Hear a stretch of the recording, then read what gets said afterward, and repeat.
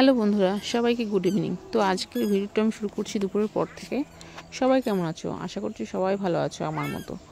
তো আমাদের এখানে একটা ছোট নর্দমা ঠিক নয়, নালা মতো হয়েছে, সেখানে একজন এসছে মাছ ধরতে। তো দেখো, এটা কিন্তু চারিদিক থেকে পাঁচিল দিয়ে ঘেরা, আর এখানে কিন্তু এই অল্প জায়গাতেই জল জমেছে। তবু ওই ভাইবোটা প্রায় সময়ই আসে মাছ ধরতে, মানে বছরে 1 থেকে 2 বার অন্তত আসে। বর্ষার সময় আসে আর এখন। তো এখানে কিন্তু জল যাওয়ার কোনো রাস্তা নেই, তবুও কোথা থেকে মাছ হয় আমিও নিজেও জানি না। আর এটা আমাদের মানে গা ঘেঁষেই, ঘরের গা ঘেঁষেই হয়েছে।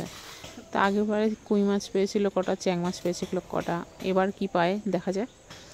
তো তোমরা যারা যারা মাছ ধরতে পছন্দ করো, কারণ অনেকেরই আছে এই মাছ ধরার নেশাটা, তো তারা কিন্তু চলে আসতে পারো এখানে মাছ ধরতে।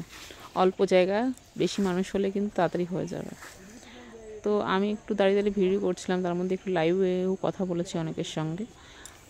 তো আজকে কিন্তু যাব শাশুড়ির বাড়িতে, নেমন্তন্ন আছে। তো আমরা কিন্তু শাশুড়ির বাড়িতে নেমন্তন্ন চলে এসেছি দুপুরে খাওয়া দাওয়া করে। আসলে এখানে নেমন্তন্ন বলতে ওই যে নিচে দেখছো তোমরা, অনেকে ওকে আমার ভিডিওতে দেখেছো, আমার ভাসুরের ছেলে রাকেশ। তো ওর আজকে জন্মদিনের খাওয়ান দাওয়ানটা হবে, জন্মদিন হয়ে গেছে অনেকদিন আগে, খাওয়ান দাওয়ানটা দেবে আজকে।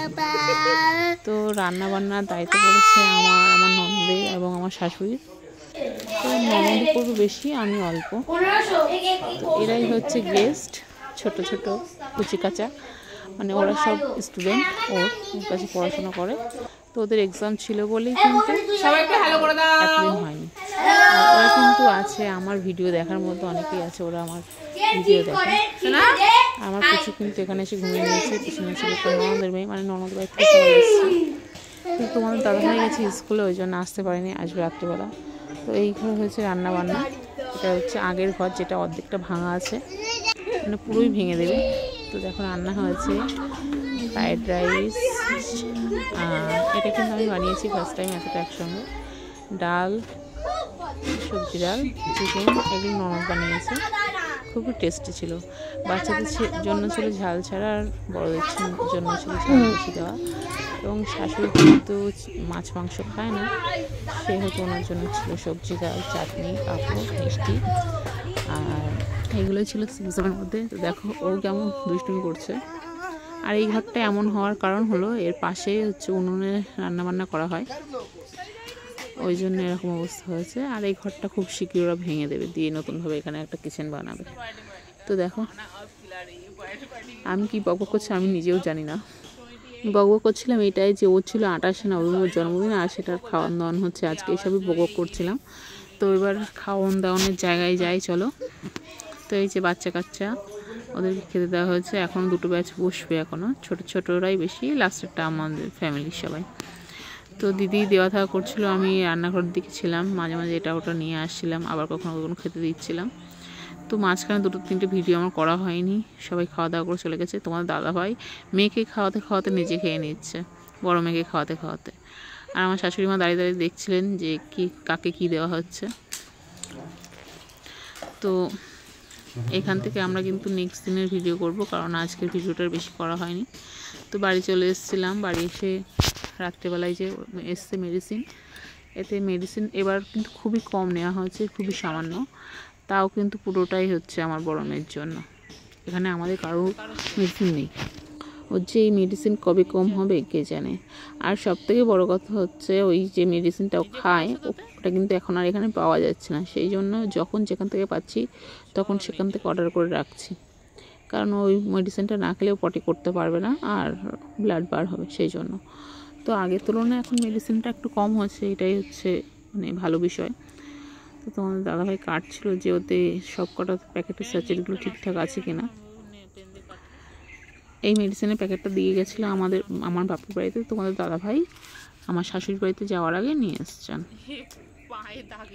তো উঁচু কিন্তু দেখো, ও কিন্তু পেন দিয়ে সবসময় দাগিয়ে দেখে সারা গায়ে ভর্তি করে।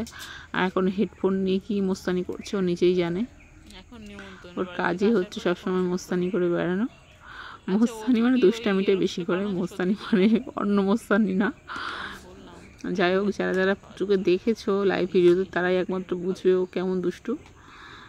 তোমাদের দাদাভাইয়ের কাজ দেখো, একটা বাক্স খুলবে তো এই করে সেই করে, যদি বলে দেওয়া হয় যে এখান থেকে করো ওখান থেকে করো তাও করবে না, মানে পারে না কিছু, তবু মোস্তানি করবে। শেষমেশ আমার কথাটাই শুনলো যে এখান থেকে খুলছে। তো এর মধ্যে আছে মোবিকল, পেডিয়াট্রিক, সবকটাই আমার বড় মেয়ের জন্য।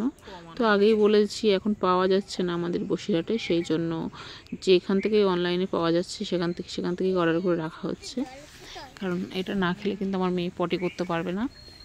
আর ওর যখন 8 মাস বয়স ছিল ও তখন থেকে খায়, তখন 3 প্যাকেট করে একসঙ্গে খেত, সেটা এখন 1.5 প্যাকেটে এসছে। তো 1.5 প্যাকেট বলতে একটা প্যাকেটে 3টে করে প্যাকেট থাকতো, সাচেট থাকতো, এখন সেটা 6টা সাচেট হয়েছে। এগুলো বক্সগুলো বড় করে দিয়েছে, দামগুলো বাড়িয়ে দিয়েছে। তো এখন কিন্তু এখানে 10 প্যাকেটই নেওয়া হয়েছে, তো সব কটাতে 6টা করে সাচেট আছে কিনা আমরা সেটা একটু চেক করে নেব, তারপরে আসছি তোমাদের সঙ্গে ভিডিওতে। তো একটা প্যাকেটতে কিছু প্যাকেট ওখানে বার করা ছিল, কারণ ওতে 9 প্যাকেটে ধরেছে, আর একটা প্যাকেটে 6টা সাচেট ওখানে বার করে রেখে দেওয়া ছিল। আমরা ভাবছিলাম যে এগুলো আবার কিসের জন্য দিয়েছে সাইডে, তো পরে গুনে ঠুনে দেখলাম না, ওটা অন্য একটা প্যাকেটের জিনিস, সেগুলো ধরেনি বলে সাইডে রেখে দিয়েছে।